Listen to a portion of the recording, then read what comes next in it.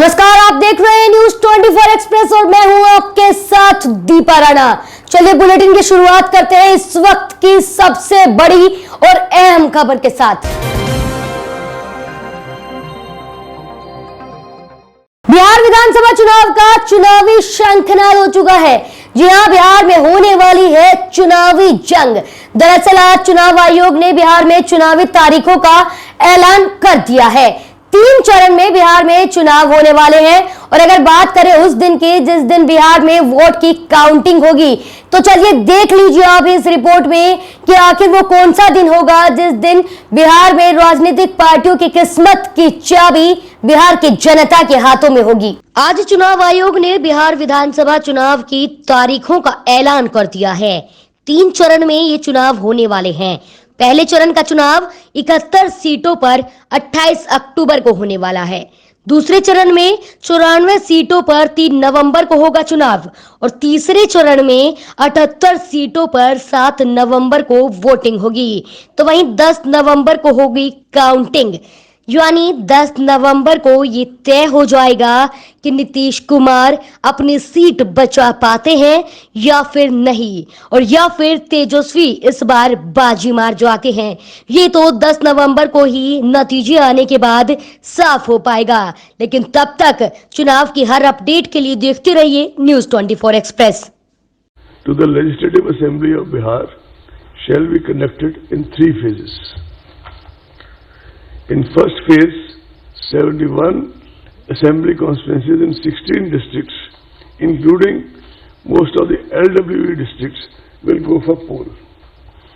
It will be held in approximately 31,000 polling stations.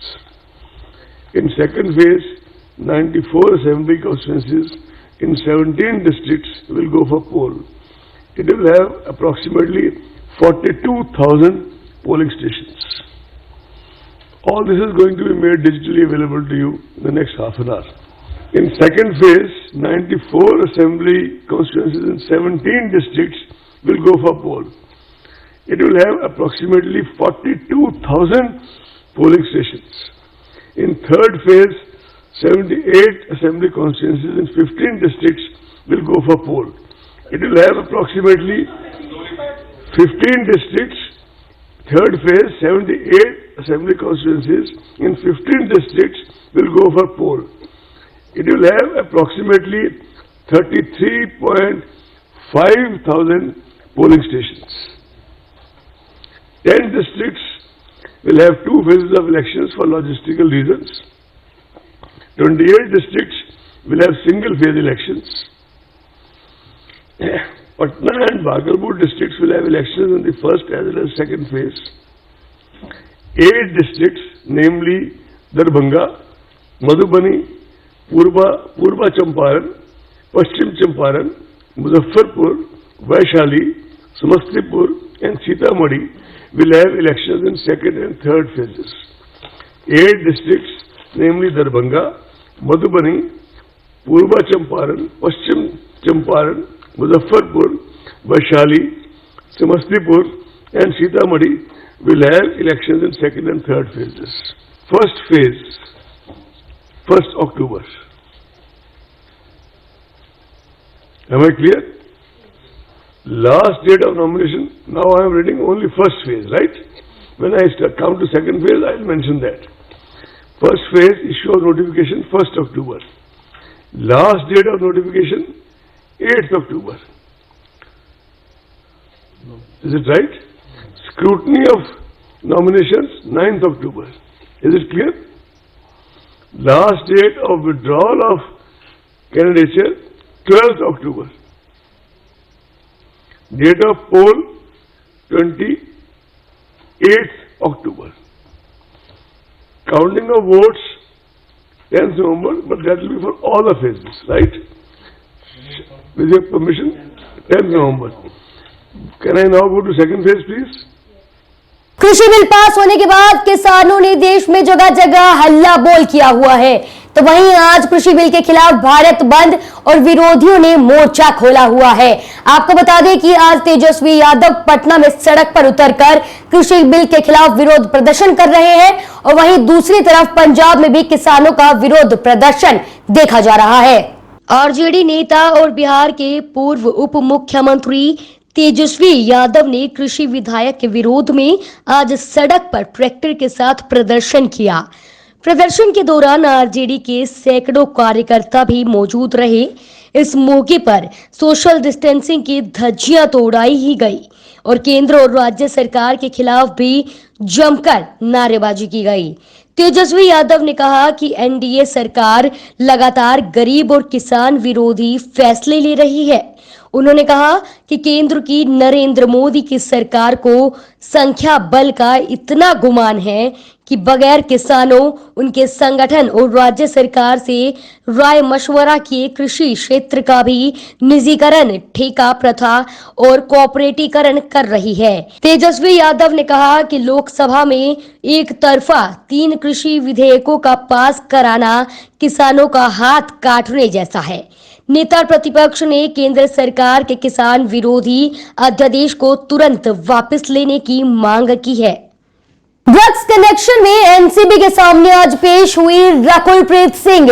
कल दीपिका पादुकोण, श्रद्धा कपूर और सारा अली खान से होगी एनसीबी के सवालों की पूछताछ।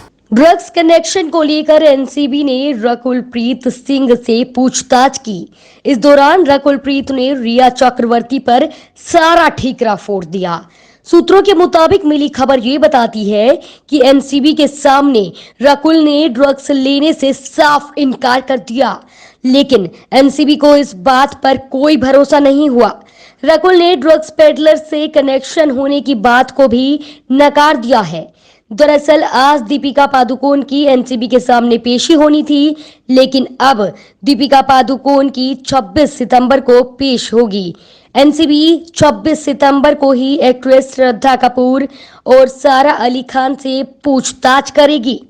सुशांत के पिता के वकील विकास सिंह का बड़ा बयान सामने आया है।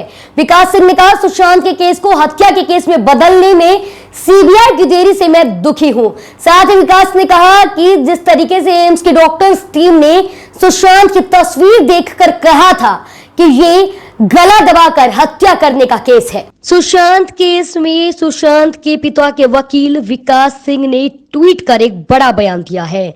दरअसल वकील विकास सिंह ने ट्वीट किया कि सीबीआई द्वारा सुशांत मामले को आत्महत्या के लिए उकसाए जाने से बदलकर हत्या के मामले में बदलने में हो रही देरी अब फ्रस्ट्रेशन हो रही है। वो डॉक्टर जो एम्स की टीम का हिस्सा रहा है, उसने मुझे बताया था कि जो तस्वीरें मैंने उसे भेजी वो बताती है कि ये 200% गला घोंटकर मारे जाने का मामला है, कोई सुसाइड केस नहीं है। इस बार बिहार विधानसभा चुनाव और आईपीएल के नतीजे एक ही दिन यानी कि 10 नवंबर को दोनों के नतीजे साफ हो जाएंगे और पता लग पाएगा कि आखिर इस बार 10 नवंबर को आईपीएल का खिताब किसके नाम और बिहार के मुख्यमंत्री के पद पर किसका होगा सरताज। बिहार में होने वाले विधानसभा चुनावों की घोषणा हो गई है। दरअसल मुख्य चुनाव आयुक्त सुनील अरोड़ा ने विधानसभा चुनावों की घोषणा करते हुए बताया कि बिहार में 3 चरणों में चुनाव होंगे।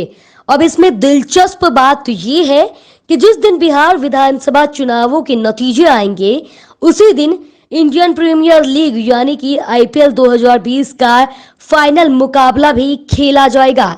यानी 10 नवंबर को 2 मुकाबलों के नतीजे सामने आएंगे। अब ये 10 नवंबर को ही तय हो पाएगा कि आखिर इस बार 2020 में खेले जाने वाले आईपीएल के नतीजे में कौन लेकर जाएगा आईपीएल का खिताब और किसके सर होगा बिहार के मुख्यमंत्री का ताज। ये तो आने वाला वक्त ही तय कर पाएगा। फिलहाल खबरों में इतना ही। आगे ऐसे ही बाकी तमाम खबरों में बने रहने के लिए देखते रहिए सिर्फ न्यूज़ 24 एक्सप्रेस। नमस्कार।